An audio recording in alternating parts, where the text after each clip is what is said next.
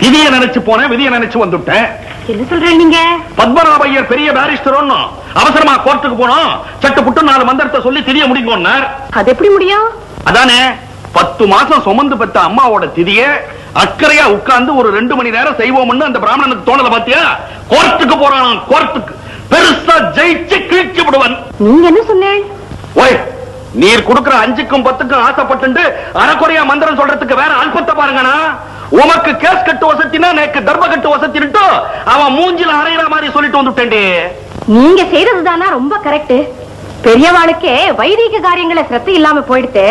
அப்போ சின்ன சிறுசுகள் எல்லாம் என்ன ஆறுது? சின்ன சிறுசுகள் தானே. மாட்டின பூநூலை கழட்டி மாஞ்சா தடவி பட்டம் விட்டு இருக்கு, ஆட்டின் பீடியில அக்னிஹோத்திரம் பண்ணிட்டு இருக்கு, ஆத்துக்காரிய வட்டம் போட்டு ஆவணி ஆவட்டத்தையே மறந்துடுத்து. சரி விட்டு தள்ளுங்கோ, அவளுக்கு தானே நஷ்டம். அவளுக்கு நஷ்டம். அவ ஆத்துக்கு போயிட்டு வர